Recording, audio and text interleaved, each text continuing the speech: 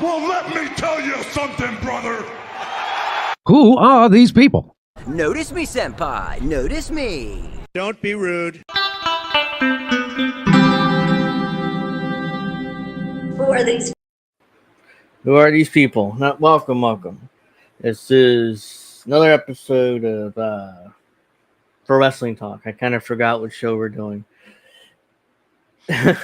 Yeah. Well, so many shows, so little time. I'm Angel Rivera alongside Witchy Perfect once again for another episode. We're going to be reviewing Saturday night's main event. And we're going to be reviewing a lot, because, I mean, I had a major headache almost a migraine, and that really hurts, especially when you can't get rid of it. Yeah, I know. So, that's because we have so little time. Let's get into it. So, I mean, I had to run and go get a new water or sparkling water because my actual water bottle froze over. But that's all right, problems, first world problems. I solved it, so let's move on. So I guess we'll start with Saturday night's main event and we'll kind of move into the other things here. So Saturday night's main event was last Saturday. We were supposed to review it Sunday, but Witchy wasn't feeling well, so we saved it for today.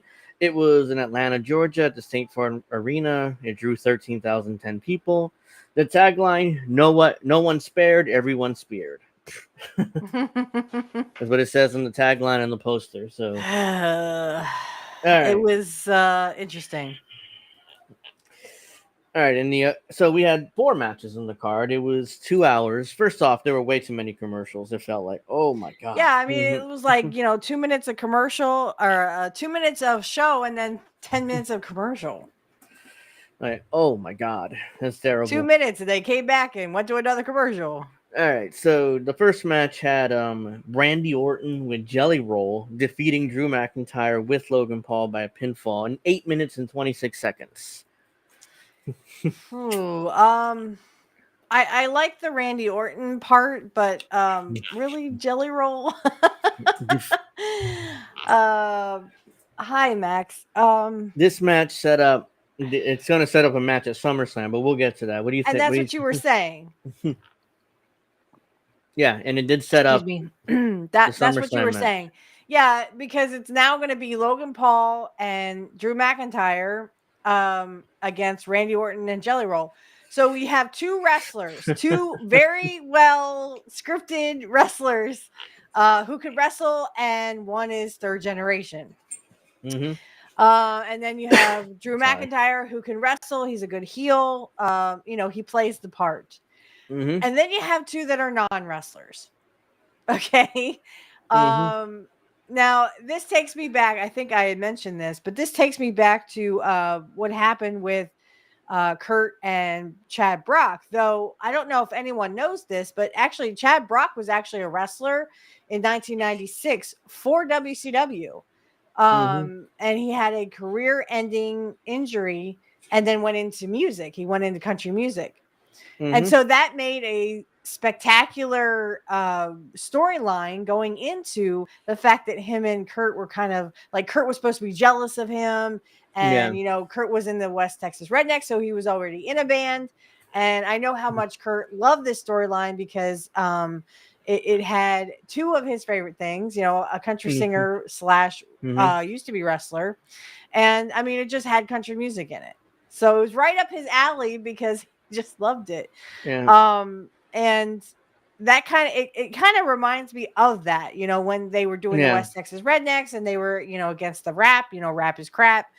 And what the thing is, Jelly Roll, yes, has lost a lot of weight. I will give him that. Okay. Lost a lot of weight. He looks a little better, but wrestling, I mean, why are they getting all these celebrities into wrestling when they're not wrestlers? They did it with all the rappers. You know, they did it with Master P. Master P even showed up on AEW recently. So I'm kind of curious of why they are getting all these celebrities. They did it with back in the day, Karl Malone, and they did it with Dennis Rodman.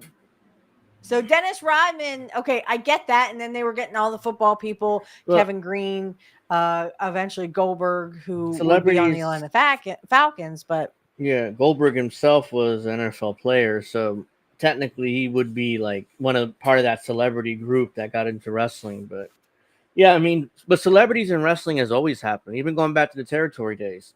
Andy Kaufman and Jerry Lawler, remember that one? Yep. I'm from Hollywood.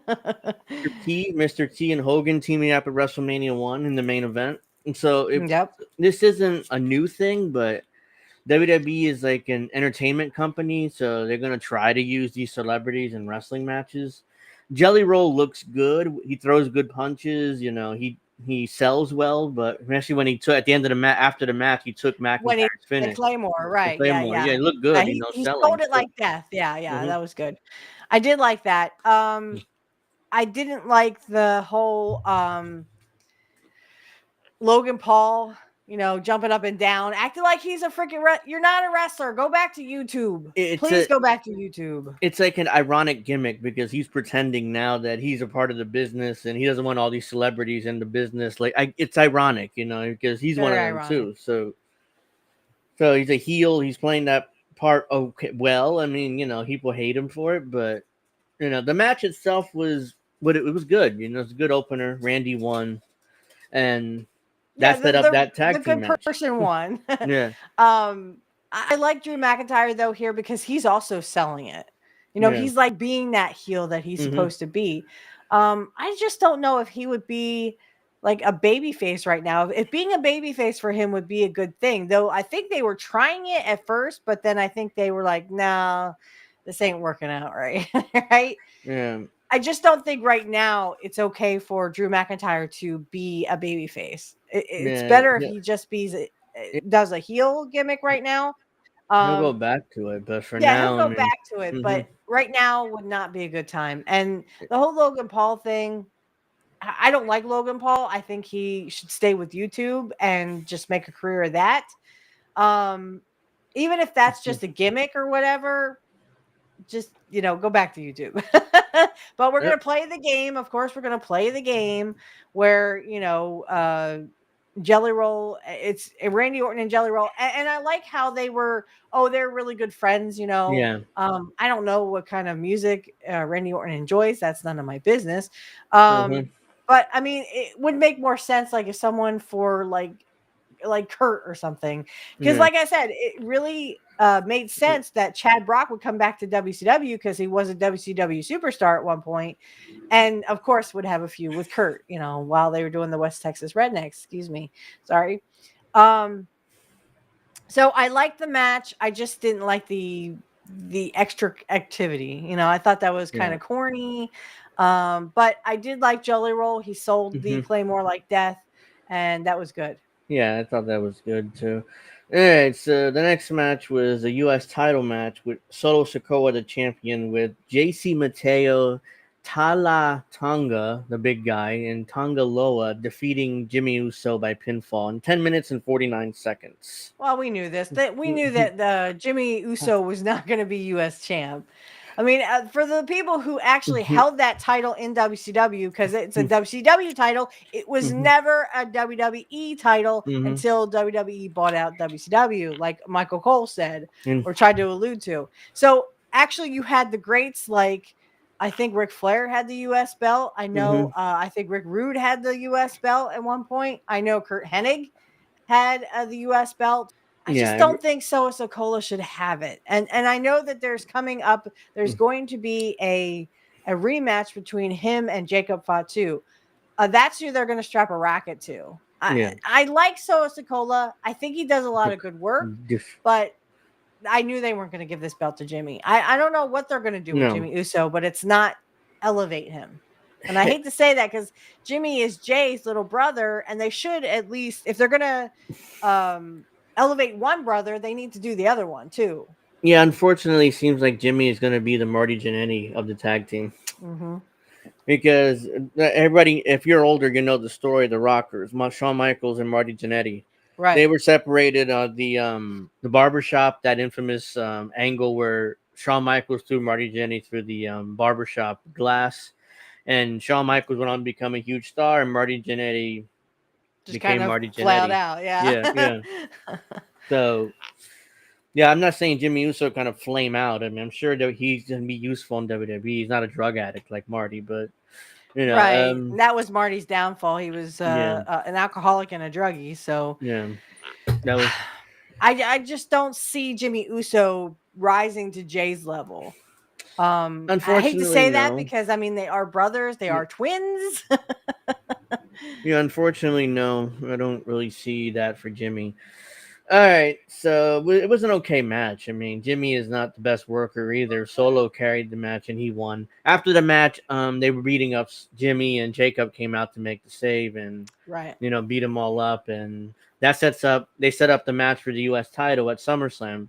This time in a steel cage, though. So yes, and I don't really like steel cages, but I like this one because I think this is this will be good to see. I can't wait to see this match because I think there's going to be a lot of blood. There's also no disqualification. Is that correct? Yeah, it's steel cage. Okay, so you're going to have guys coming out. So Jimmy Uso is going to come out for Jacob, and then of course you have the whole bloodline come out for Solo Sikoa. You have Fatu, or excuse me, not Fatu, Tonga Loa, Tonga, whatever the other guy's name is. Tala Tonga. Again, it's kind of confusing because Tonga Loa and Tonga, yeah. Yeah, Tala Tonga. So the big guy. There's going to be several others that have to come out because obviously we want to even up the score. But I mean, for now, we all know that Mateo, Tonga Loa are all going to come out for Solo. Yeah. And help him win. So we already know Jimmy Uso. There could be other people. Maybe Roman Reigns shows into his face. I know he showed it on Raw. Yeah. We'll get to that too.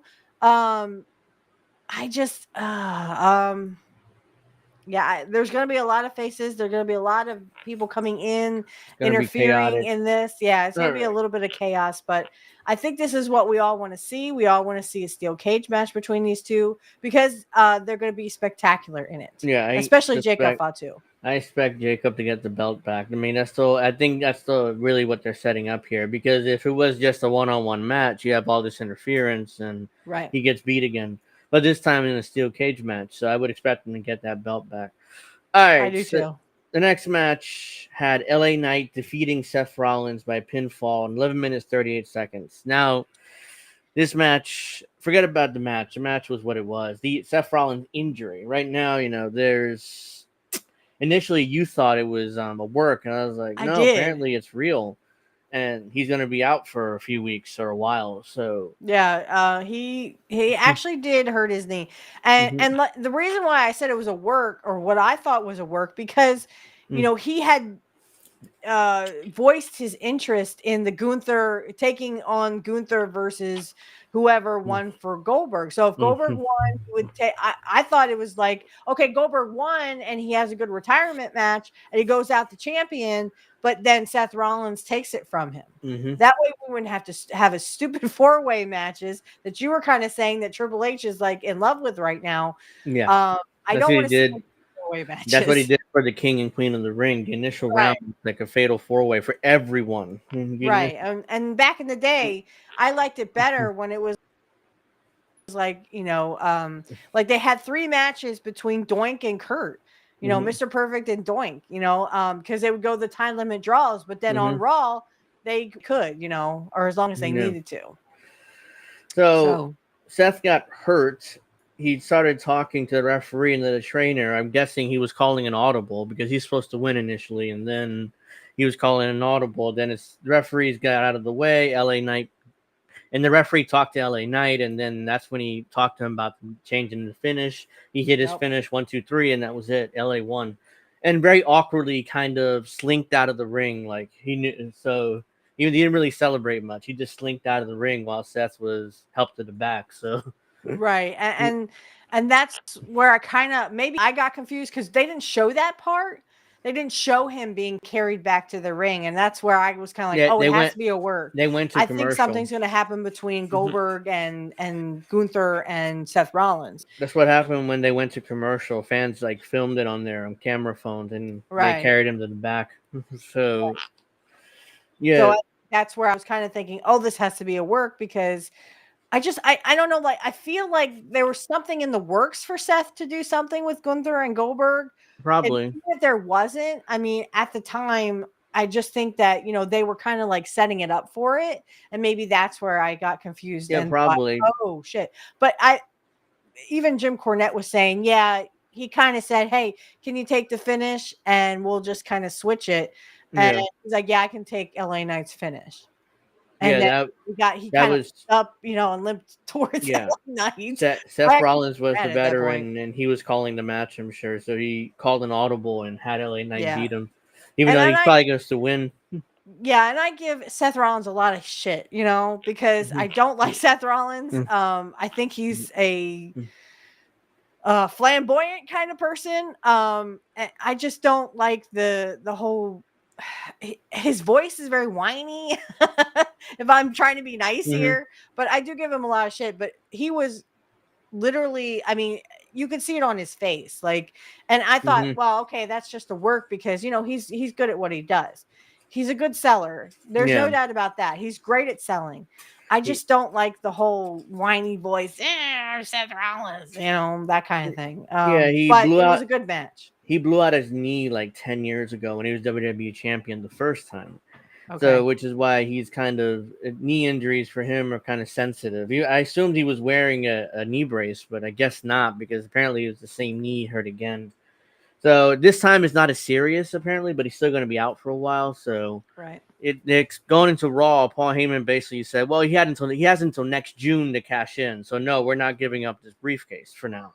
It's like, yeah, okay, that makes sense. All right, so the main event, which was the longest match in the card, unbelievably, Gunther defeating Goldberg by submission or technical submission. To be fair, we were both shocked when this ended the way it ended. I just was like, Goldberg has to win this match. I mean, it's his retirement match, and the whole thing with going out. I know they don't make it a rule. They don't make it a rule that, if you have a retirement match, you automatically have to win. I get that. But you and I were both thinking that literally he has to win this. But then I think because of the Seth Rollins thing, because that took a lot of time. So this was going to be probably Goldberg's longest match of his career. And it was. Because every other match he's ever had ended in like 2 seconds.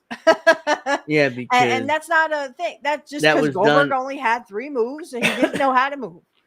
That was done to hide his The fact that he couldn't wrestle. Yeah. Yeah. WCW did that to hide the fact he only had 3 moves, and right. that was it. And there's a lot of guys that they put in front of him who he actually, for fuck's sake, during the match, he cracked the ribs of the referee because he speared him. Because he still doesn't know how to do the moves. Yeah, so it's 15 minutes and 20 seconds. Gunther pulled out the most he could out of Goldberg.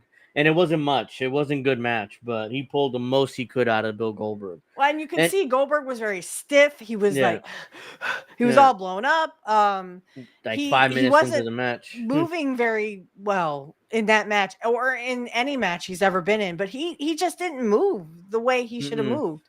And you and I were seeing that. I'm like, he doesn't look like he's in a match. He looks like he's in a marathon. Like he's literally he was literally like standing still like a statue, and Gunther had to work around him. Basically. Around it, yeah. I actually kind of felt bad for Gunther on that one.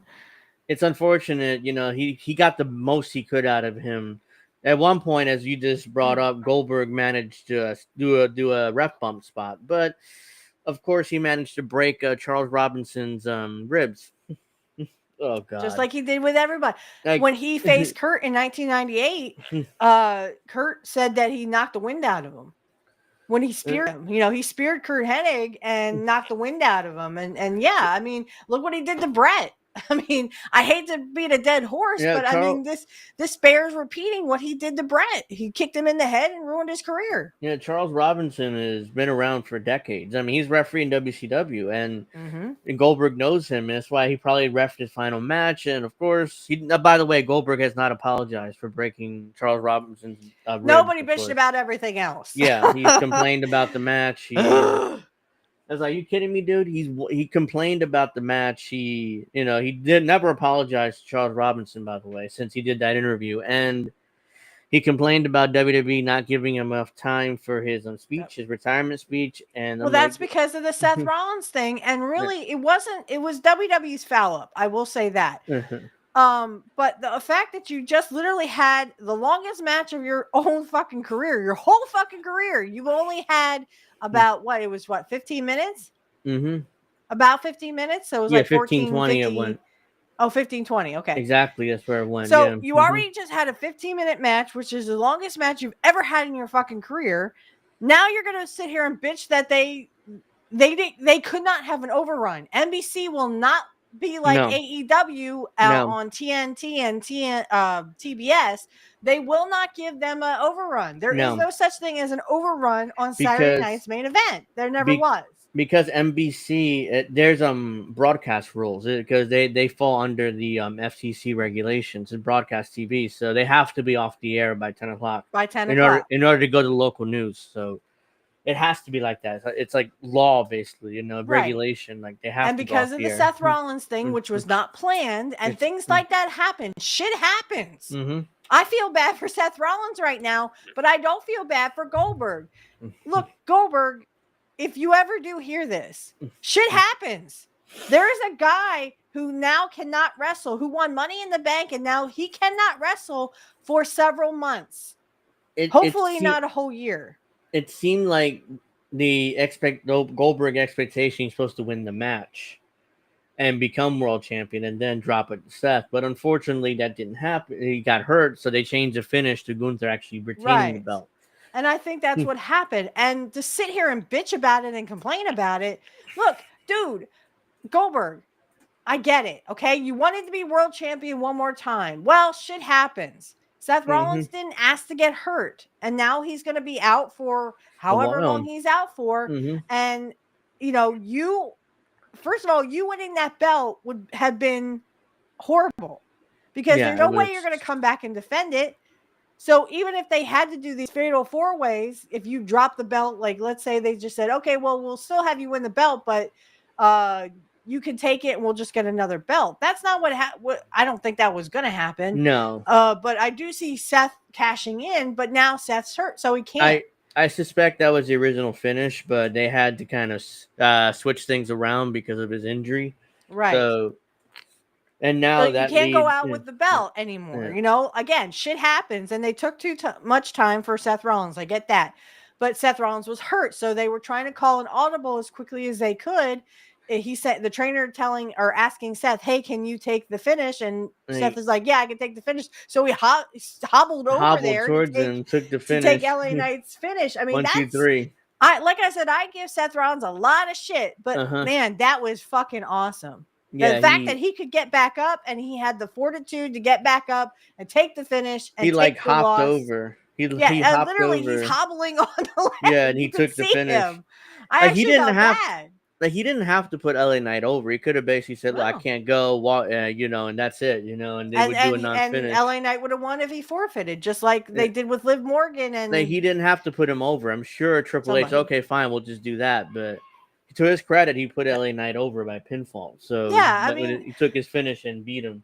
And like I said, I give Seth Rollins a lot of shit, and I'm going to stop doing it because that was pretty awesome what Seth Rollins did for LA Knight right there. Yeah, that helped LA Knight. He pinned the Seth Rollins. It helps him. So yeah, that was Saturday night's main event. It was good for what it was. I just want to say about Goldberg. I mean, I retweeted this on my Twitter feed. If you want to go back and look through, I was like, "Shut the fuck up, Goldberg." You know what? Bitch, moan and complain all you want. There's Terry Funk. Literally, his last match was, I think, a barbed wire match, and he still lost. Yeah, he wanted to lose. Ask Bret Hart about his match with Terry Funk.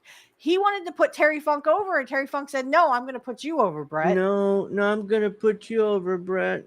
I can't do the voice. That's not exactly his voice, but yeah, I mean, no, I'm going to put you over, Bret. He was going to put him over. So I mean, even like people like Terry Funk who are legends in this sport. You're not a legend, Goldberg. You're just a piece of shit who got lucky because someone actually strapped a rocket to your ass and made this phony, made up fucking streak that no one gave a shit about after a while, and they were booing Goldberg. Yeah, before we get to All In, I just hilarious. Terry Funk announced his retirement in the 80s, the 90s, the 2000s, and the 2010s.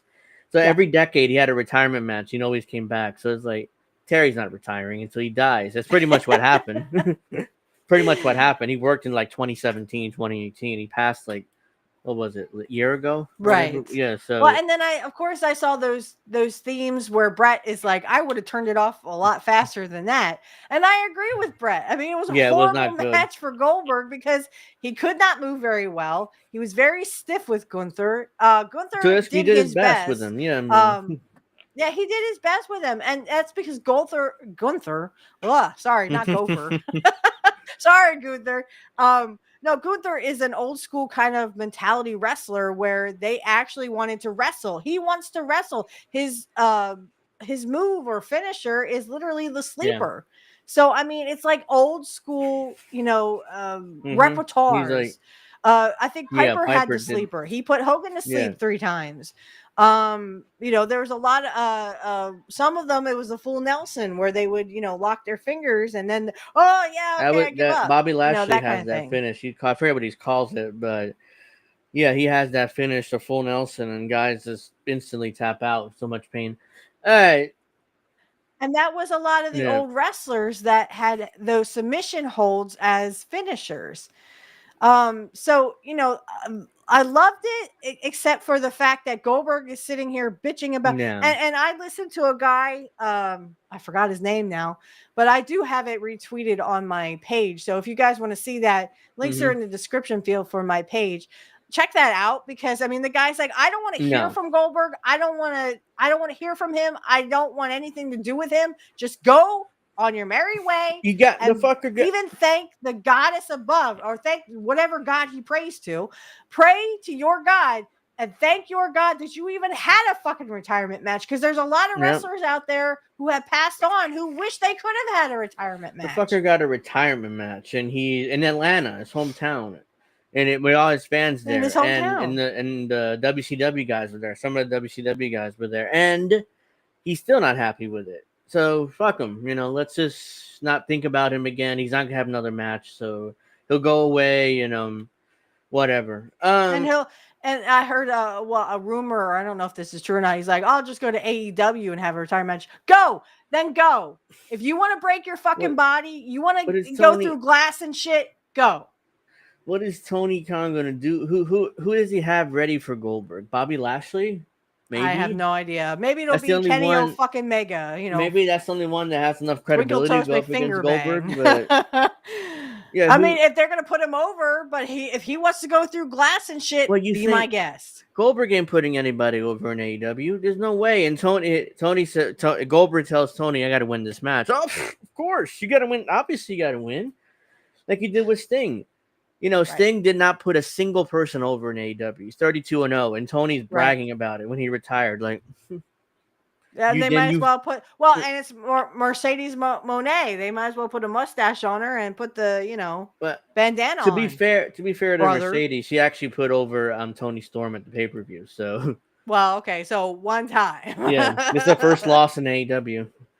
All right, so I'm not going to go through everything and all in. I'm just going to I didn't even watch it. Did you watch it? No. Yeah, exactly. All right, there were 3 pre-show matches, which were like multi-man matches.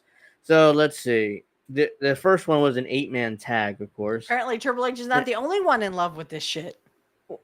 Well, Tony always books these ridiculous like multi-man tag matches. They were like, I think there was a 12-man tag match on one of the Dynamite show he did in Mexico. That doesn't matter. There was a lot of guys in there, and they some of them had to stand on the the floor because there was just too many guys flying around. Yeah, the Sons of Texas. So the Sons of Texas are Dustin Rhodes, Marshall Von Erich, Ross Von Erich, and Sammy Guevara, with Kevin Von Erich defeating Shane Taylor Promotions, Shane Taylor, Lee Moriarty, Charlie Bravo, and Captain Sean Dean, with Anthony Ogogo and Trish Adora in ringside. As Jim Cornette says, a go-go, a mogo, a go-go. Anthony Ogogo had 1 match in AEW against Cody Rhodes. It was so bad that he hasn't wrestled since, and he's basically been a manager. So, all right, so Marshall the Von Erichs, Marshall, Ross, and with Kevin. Kevin Von Erich was there. Like, nice to see Kevin, but I did see that where he had some kind of Legends deal, I think. Tony. Yeah, apparently Tony's paying him to do what? He's never worked for AEW, so how he has a Legends deal, I don't know. What to do what? I mean, to promote AEW? I don't think Kevin Von Erich gives a shit about AEW, except his sons are there. Wow, his sons are in wrestling? Yeah, Marshall Von Erich and Ross. Are in AEW. Yeah. Guys, no. This is like the Gun Boys. No. No, go to NXT. Go to NXT. Unfortunately, both Von Erich boys are kind of drunk the Kool-Aid of AEW. They're like, oh, it's better than WWE, so that's why we went to AEW. It was like, oh, yeah, they're fucked. I mean, they're freaking drinking the Kool-Aid over there. They're screwed. Look, I get it. If you sign with AEW, you want to get paid. Tony's a money mark. You want to get paid from him for a few years, then go to WWE. Fine. But no, it seems like they're drinking the Kool-Aid and believing in the AEW vision. So it's not good. I mean, has anyone even heard from the Gun Boys lately? I don't think they were even on the pay-per-view. Yeah, they're not even in wrestling anymore. So they weren't even on the pay-per-view, I don't think. These are second-generation guys that are literally deluding themselves into believing that Tony Khan is where it's at, because apparently if you go to NXT and WWE, you go there to die. No. Cody Rhodes is second generation, and he's the top babyface in the whole fucking thing. Jey Uso, Jimmy Uso, Solo Sikoa, all second generation guys, and all at the top of their fields. I'm not saying that happens for everybody. Look what happened with Joe, and he was third generation. Marshall and Ross are really good. I mean, they could have a future in wrestling, but unfortunately, Tony Khan doesn't have much of a training system, and who knows what they're going to do in the business unless they end up in WWE and NXT. They're still pretty young, so Kevin knows better. I'm sure he took care of training his sons. That's why they're good. Yeah. But yeah, hopefully they don't pick up any bad habits while they're there. Right. All right. The next match in the pre-show was the YouTubers, Big Boom, AJ, and the conglomeration Kyle O'Reilly hologram, and Tomohiro Ishii with Big Justice and the Rizzler defeated the Don Callis family. Hechicero, Lance Archer, Rocky Romero, and Trent Beretta by pinfall. Oh my god. Another one of That's these all I 8-man got to say about tags. that. And Big Boom, AJ, Big Justice, and the Rizzler are these YouTubers. You know, they appeared before in AEW. So is this like the whole new Logan Paul 2.0? I mean, that's bad enough. It's bad enough that Logan Paul is. Yeah, but much worse. You know, I mean, these guys, these guys are not really that good. I mean, and the Rizzler is giving wrestlers spears, and they're selling it like death. The Rizzler is like this 10-year-old kid, whatever. Burying the business. This is what I'm saying, and I'm trying to be as nice as I can, but again, we are both on YouTube. We both have shows on YouTube. We both have successful shows on YouTube, just like Kit Cabela. But you don't see us getting in the wrestling business, do you? I mean, come on, guys. We're YouTubers. We're not wrestlers. Tony Khan's a money mark. You've seen these guys. These guys went viral a few times on YouTube and on wherever they are, TikTok, I think it is. And let's bring them in to be wrestlers, and have matches in the pre-shows now on pay-per-views. All right, the third pre-show match. FTR with Stokely defeated the Outrunners, Truth Magnum and Turbo Floyd by a pinfall. Okay. Gives a shit. All right. The first match in the pay-per-view was The Ops, Katsuyori Shibata, Powerhouse Hobbs, and Samoa Joe defeating the Death Riders, Claudio Castagnoli and Wheeler Useless, and Gabe Kidd by pinfall. Ugh. Fucking hell. I didn't see it, but why is Powerhouse Hobbs opening the pay-per-view? He should be main eventing against Moxley and beating him and becoming champion. Because instead we Tony got the Khan Hangnail as what champion. Right, but Tony Khan does not know what a real star is.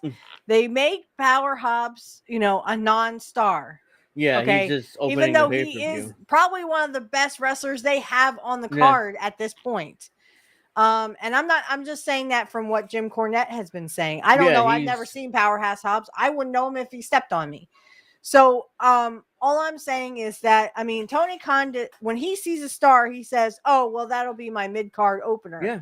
Because he's obsessed. Then you're going to have shitty wrestling. And this is why your views, your ratings are literally in the toilet. He's obsessed with the smaller guys and like the Hangnail and Moxley and the Bucks and who else has competed for that world title? Twinkle Toes, my finger. Yeah. Omega and Okada, that's who he's obsessed with. Not not actually drawing money and building a house, or building a house. Drawing a house. Wrestling house. Yeah. Drawing. All right, so that was that. The next match had MJF pinning Roderick Strong to win the men's Casino Gauntlet match for a future AEW World Title match. That's basically their Money in the Bank. So MJF has that chip, and he can cash it in whenever he wants to become champion again. Right. I just think it's such a knockoff of WWE. It's a Money in the Bank, essentially. That's what it is. But they don't call it that. Just call it Money in the Bank and get sued. Yeah, they don't call it that. Tony doesn't want to get sued for copyright infringement. But whatever. All right, the next match, Dustin Rhodes defeated Daniel Garcia with Matt Menard, whoever that is, Kyle Fletcher, and Sammy Guevara to become the TNT champion. Yeah, I saw this. I mean, they had everyone was hoisting Dustin on their shoulders, and I mean, good for him. He actually won a fucking belt as Goldust. Did he win anything? That's a nice moment. To be fair, he was Intercontinental Champion as Goldust once, I think, but. Okay. Yeah. So once he got the Intercontinental, he didn't get any kind of. See, that's the thing. I think a lot of people take Dustin for granted. I see a lot of Dustin. He's a good worker. Now he's a lot older. He's a good worker, and he's a lot older now. But at least he's away from that Goldust. Yeah, shit, he's the natural. Which he was went back to being the natural itself, Dustin Rhodes, but. Yeah, I mean, I didn't see the match, but I did see Dustin winning the belt and, celebrating. Yeah, we saw it on X, where everyone was the belt hoisting him on his shoulders. As if he just won the world title, the heavyweight title. He won the belt that Cody created after, Cody was the first TNT champion. So, Dustin winning that belt is a nice moment, but did you see? I think it was on Collision. I didn't see it live, but I did see it on X. Daniel Garcia burying himself on the mic. No. So some other wrestler came out to the ring and put him over. Basically, it's like, hey, I beat Daniel Garcia, the former TNT champion. I mean, that Oh, I makes me a heard big about this deal, on right? Jim Cornette, though. Yeah, Yeah, and and he's then like, everybody beats Daniel yeah, Garcia, and I'm he like, just buried why did you? himself. Why did you? First of all, you referred to yourself in the third person. Second of Yeah, all, you totally just dissed your own self. What you the buried fuck? yourself. He's like, oh, who hasn't beaten Daniel Garcia? And then he lists like 10 different dudes that he beaten him, and I'm like, dude. I think he was trying to own the other guy, but he accidentally owned himself and Own didn't himself, realize it. yeah, because the other guy was probably laughing at him. Mm-hmm. The other guy put him over, like, hey, I beat Daniel Garcia. That's a big deal. He's former TNT champion. You know, he's one of the top guys here, which he isn't, but that's what No, that's what they claim. But Daniel Garcia comes out and just buries himself. Like, oh yeah, I mean, everybody's beating me. It's like, oh, you fucking idiot. And why did Tony allow him to say that? Like, I don't think he knew. He just went out there and said it. If I'm Tony, like, oh, you idiot, you just buried yourself. And I can't and he do made anything us with look you. like, an embarrassment. Like, oh, everyone beats me. Well, Mm. that's good to know that, AEW doesn't know how to fucking book and that everyone can just beat you. No. Thanks. All right. The next match was a tag match. Swerve Strickland and Will Ospreay with Prince Nana defeating the Young Bucks. Since the Young Bucks lost, they were stripped of their EVP titles. Had Ospreay and Got us for that. Strickland lost, they would not be able to challenge for the AEW World Title for 1 year. So yeah, the Bucks lost and no longer EVPs and storyline, whatever. That was that match. And by the way, it went viral on X where these four morons decided to do a obviously choreographed Cirque du Soleil thing would look ridiculous. But if you've seen that, you know what I'm talking about. It like, if you pay $50 for this, I feel you're an idiot. Yeah, you're an idiot. You just throw away money because you want to. Mm-hmm. All right, the next match had Athena pinning Mina Shirakawa to become the women's Casino Gauntlet winner for a future AEW World Title match. Women's World Title match, rather. Whoopee. Athena is Ember Moon from WWE. She had a run WWE like years ago, so she's been basically relegated to Ring of Honor for like years. She's been in AEW, but she's been in Ring of Honor. Actually, I forgot about her. Well, all right, obviously, they didn't see anything in her in WWE, and that's why they got rid of her. See, that's the thing. Tony is taking Vince's and Triple H's sloppy seconds, Vince, they fired her. She was complaining backstage about her push and Vince is like, who is this bitch? They get rid of her. You think she can go be successful somewhere else, and this is the first time we've seen her AEW TV in years. Yeah. So yeah. All right. The next match was a 3-way tag team match for the AEW World Tag Titles. The Hurt Syndicate, Bobby Lashley and Shelton Benjamin with MVP, MJF and MVP, defeated Jet Speed, Kevin Knight and Speedball Mike Bailey, the Patriarchy, Christian Cage and Nick Wayne, with Kip Sabian and Mother Wayne by pinfall. Oh my, how many people are ringside for every match? Well, and Jim Cornette was talking about how people were saying, oh, well, in a real fight, no one could take down Speedball, or what they call Spitball. He called him Spitball, not Speedball, but he called him Spitball. And then they were talking about like, oh, well, Bobby Lashley couldn't take him in a real fight because Spitball knows karate. I said, excuse me? Bobby Lashley was in the military, you dumb motherfuckers. He's not only in the military, but he did MMA fights. He did MMA fights. He was 14-1. He was 14-1 in MMA. Oh, it gets better. There was apparently someone that said that Spitball could actually take 90% of the roster in professional wrestling. I went, which roster? Which roster? In the WWE? I mean, there's Randy Orton was in the military. There are several other wrestlers that were in the military there, sweetums. I could name 20 dudes in WWE who kick his ass. Who could kick his ass and not even break a sweat. Yeah. I can name some dead wrestlers that could still kick his ass. Have you seen Speedball Mike Bailey? He's like the tiniest guy on the roster. But because he had martial arts, there's some people out there who are deluding themselves into thinking that he could actually win a real fight. CM Punk can take him, and CM Punk was That's what I was in the car going, CM Punk could kick the shit out of him. I know Randy Orton could because he was in the military. I know Bobby Lashley could because he was in the military. There's a lot of other wrestlers who were in the military who could whoop this guy's ass.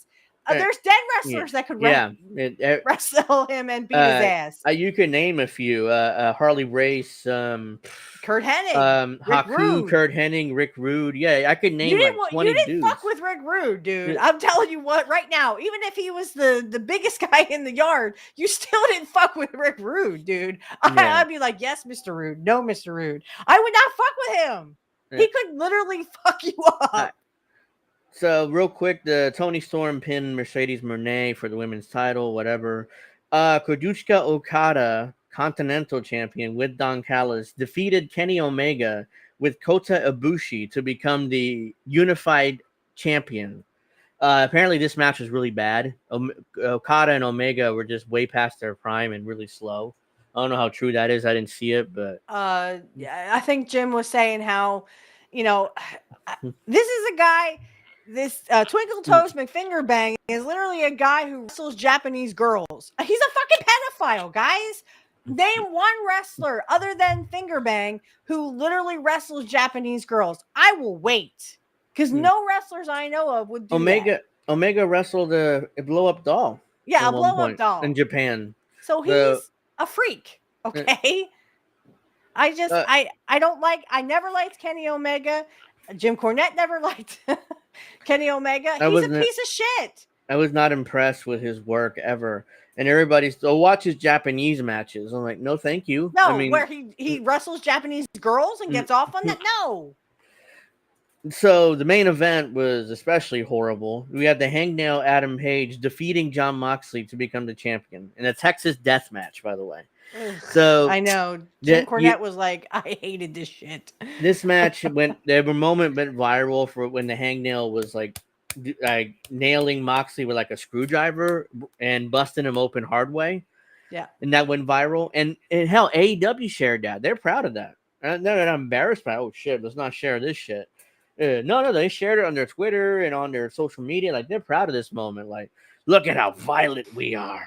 They were comparing it to Piper and Junkyard Dog, their dog collar match, and that was actually in proportion. They were brutal in that because it was a dog collar match, you dumbasses. And if I remember correctly, not one time did they bring out a screwdriver and started hitting each other with the goddamn screwdriver. No, they used the dog collar to bust each other open and have a brutal match. In proportion for the match because it was a dog collar match. Nowhere does it say in a Texas death match, excuse me. I don't even know what a fucking Texas death match is. I didn't even know what an Iranian death match was until I saw Kurt in one in Portland. But anyway, nowhere in the rules of a Texas death match does it say, oh, by the way, and pull out a screwdriver and make sure you bash the other guy with it. I'm pretty sure that was Moxley's idea and Hangnail just did it. Of course, I hate Moxley.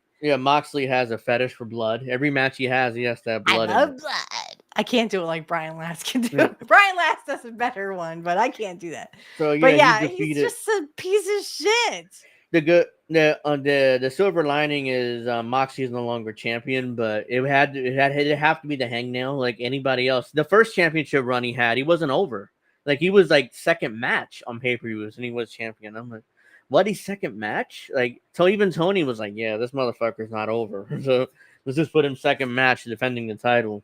If that's the case, take the belt off from him. Beat him. Eventually, Punk beat him. CM Punk ended up beating him, but yeah, it was just ridiculous. Now he's champion again. For everyone, I am wearing my Karrion Kross shirt. Oh right, yeah, you did. You did mention you were gonna wear it. All right, so that was all in. I'm glad I didn't pay $50.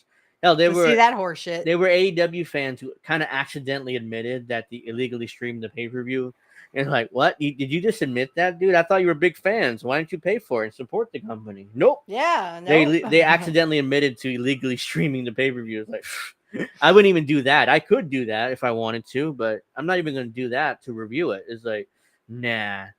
All right, so the other event that happened, which I wasn't going to watch initially because I was going to do the show, but Evolution, the all female pay per view, was Sunday night. I didn't watch it because I just I couldn't sleep and I had a headache. I watched. I had it in the background. I didn't really watch it. I didn't pay. The only thing I did watch, there were two things I paid attention to. One was the women's battle royal to decide number one contender for the women's title at Clash and it was of Paris. Nikki Bella, right? Nikki Bella came back on that. Ultimately, Stephanie Vacour won, which is the right woman. Oh, that's right, Stephanie. Okay, I'm glad that Stephanie won. Okay, I see big things for her. The only thing they were talking about her on Jim Cornette's show. The only thing I question is that smashing the face into the mat with your legs and that's between the legs. That's a sexually charged move that Booker T got over in NXT with his ha ha ha ha, and everybody loves it now. They do the same thing he did in NXT, so that's the only reason why that move got over because of Booker T. Yeah, okay, I see now why. But and what I was most pissed off about is they what is Rhea Ripley not a star? Did she not win a fucking title now? I paid attention to this match, and this match was awful. And everybody internet talked about what a great match this was. And I'm like, did you watch the same match I did? Because apparently nobody did, because I watched a different match. First of all, the whole story going into the match was ridiculous. Like, Rhea Ripley's never beaten Io Sky one-on-one. Like, seriously? If you look the size difference, does Triple H not realize that Rhea Ripley is nearly 6 feet tall and Io is like a tiny 5'1", 5'2" girl? Yeah. And somehow Rhea Ripley can't beat this girl and struggles every time they go up against each other. And by the way, Io Sky took most of this match. I'm like, why is Rhea selling so much for this tiny girl? Like, I don't understand this. Right. Like, why is she selling for her so much? Well, and they were doing aerial moves, and I was like, oh my God. The only reason why Io Sky is a thing is because there's a lot of guys with a Japanese girl fetish. Why? Why? I mean, like I said, Rhea, I was hoping she would win. I didn't think that for 1 second that Naomi would come out and just throw the wrench in the whole fucking thing. And now she's fucking champ, a whole whoopee, They strapped a rocket to her, made her a star. But they're doing the same thing to Rhea that they did with Bayley.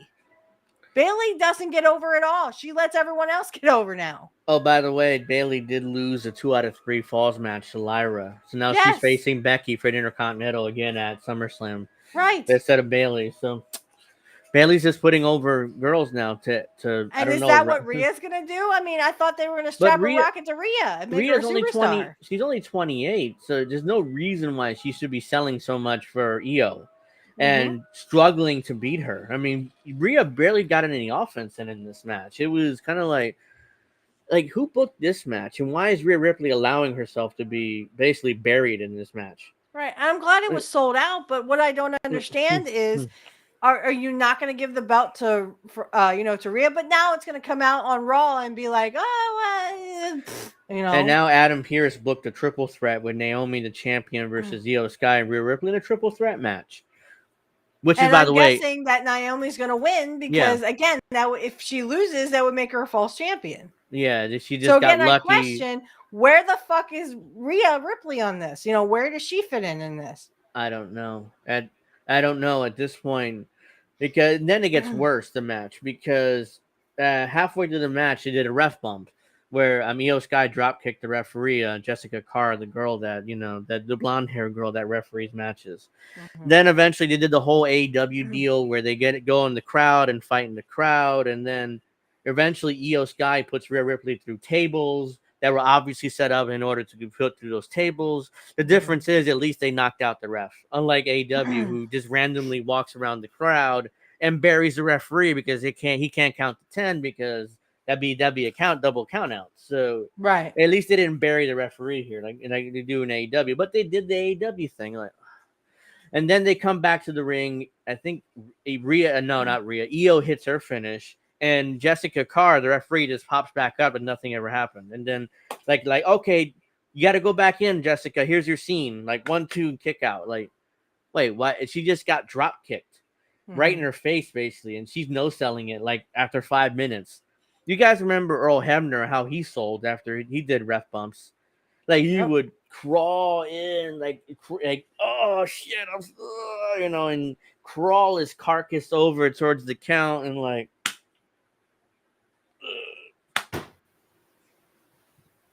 Yeah, it was like and it but made sense. He actually sold it through the whole thing, like he was really hurt.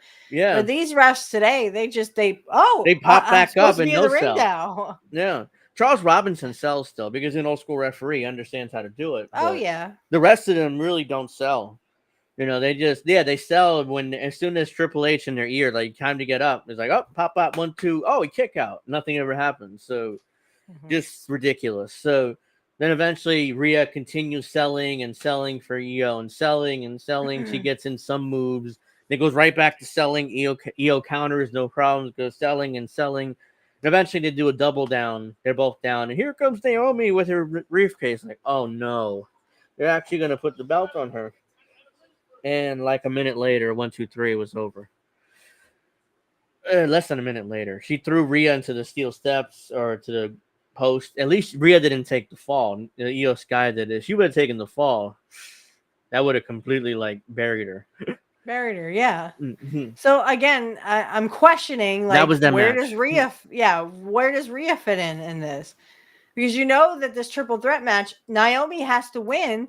Because otherwise, that was just a fluke. That was just because she had money in the bank, and at SummerSlam. These other wrestlers or these other entertainers were just there for entertainment purposes. Yeah, she has to win at SummerSlam. Kind of like Jey Uso had to win his first title defense.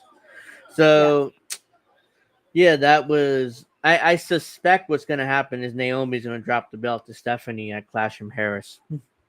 So she gets one title defense, and then she'll drop it to Stephanie at Clash in Paris. Because she's not a long-term champion. She's just like, they're going to transition the belt over to Stephanie, be my guess. And I don't know where that leaves Rhea Ripley in her career in WWE, because it just seems like she's just putting everybody over right now. Unless she's literally going to go to SmackDown and challenge Tiffany Stratton. But then that whole thing, again, I don't really see Tiffany Stratton as anything but a mid-card, someone who was with Nia Jax and best friends with Nia Jax. And now she beat Nia Jax, so now where does that leave Nia Jax? She's not even in it. She's beating everybody. I mean, hell, she beat Trish Stratus in the pay-per-view. Forgot to mention that Evolution. So I didn't watch the match, but she did beat Trish Stratus in that match. So blah blah blah. That was just I wouldn't be surprised if that was almost a retirement match for Trish Stratus. That's how they were like. That's somehow after the match, Trish was kind of standing there, and the fans were giving her a standing ovation, like a retirement match, even though it was never announced as that. So it seemed like it was a retirement match. So I refuse to watch wrestling and give Chris Jericho a title shot. Shut up, bad cookies. It seems like Chris Jericho is rumored to come back to WWE, have one last run. Oh, please, Goddess, no. No, WWE, do not bring Chris Jericho back, or I will flip. I will flip. At the same fuck that guy. He could go suck a dick. So Jericho, that was Evolution. It was what it was. Real quick before Alex comes on, he should be coming on any minute. Roman Reigns did come back on SmackDown. Seemed like to set up something with either Braun Breaker or at SummerSlam. He came back on Raw. Yeah. I think now that Seth Rollins is hurt, they may elevate Braun Breaker. I'm excited to see that because he took most of that gauntlet match. Oh yeah, he dominated that gauntlet match until CM Punk came out. Oh my god, he was such a beast in there. He was great. And he looked great. He looked great. He was wrestling great. I mean, he did look a little tired after a while, a little blown up, but hey, that's normal. But he had 4 matches before CM Punk came in. So 4 different matches. I would expect that, right? That was the key. It was 4 different matches. It wasn't the same match 4 times. He did different. And I didn't know CM Punk was in there. I was like, oh, damn it. Now who do I cheer for? I think I said that to you. I'm like, oh, Braun, let's go, Braun. Let's go CM Punk. Let's go, Braun. Let's go CM Punk. Son of a bitch. Eventually, CM Punk won 1, 2, 3, and then they had the whole run at Bronson Reed and Braun Breaker beat up both Jey Uso and Punk. And so Roman Reigns came out to a gigantic pop. It was like, And then they're setting up a one-on-one match with him and Breaker at SummerSlam. What they should do is, if Roman Reigns wins, he gets 5 minutes alone with Heyman, like that old school thing. Yes, I would like to see that. Only because he would finally get revenge and put to rest. Well, he couldn't get Seth Rollins because Seth Rollins is hurt. But I mean, at the very least, he could at least have that closure of, hey, I got to beat up Heyman for what he did to me at WrestleMania. WrestleMania. You betrayed him. He betrayed him at WrestleMania. Punk and Roman. Yeah. So, hey, Bad Cookies, look, Karrion Kross, baby. Did everyone see that promo? Karrion Kross looked awesome. Yeah, the what's that called? Vignette, right? Yeah. Yeah, the vignette he did. Yeah. That was great. It was so good. I actually retweeted it. I'm like, this is fucking awesome. So yeah, start going over to the other platforms because we got to go here. That's the White Sox, not the Yankees. That's Ooh. He's gonna come through and get you, Bad Cookies. Well, what I've seen on X, the Yankees are shitting the bed again. Yeah. So, yep. So again, they're losing to the Braves again, and at least the Mets lost again, and the Red Sox are losing again. So, I mean, I'm sure the Twins are losing as well, or lost. So they've been doing great this year. Start going over to the other platforms. I haven't watched SmackDown yet, so I don't know what happened on it, but yeah, I haven't had a chance to check it out. But yeah, so that's that. So start going over the platforms. Check out Angel in the Afternoon this Friday actually at 7. Technically it's next Friday, but whatever. Pro Wrestling Talk will be back next Saturday at 8. Programming note before we go.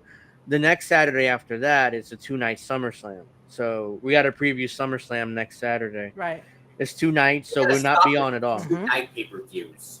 I mean, why? Well, no, I know they wanted. I know they have to stop that because they're tiring it out. But here's the thing: they wanted a big event. They want it like WrestleMania almost. Again, TKO is seeing dollar signs. Let's just make everything all the big pay-per-views a 2-night event. Like nights. WrestleMania. I wouldn't be surprised they announced Survivor Series as 2 nights. Well, they haven't done it yet. But Survivor Series gone to like a football stadium or whatever. Oh, they're going to Petco in San Diego, Petco Park.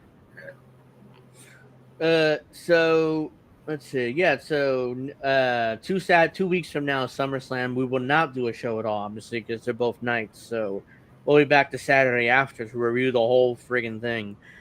And so yeah, that's the programming note. Right. Make sure you like and subscribe and enjoy the show. And we're gonna see you guys next week if you don't come over for the clips. Have a nice weekend, everybody.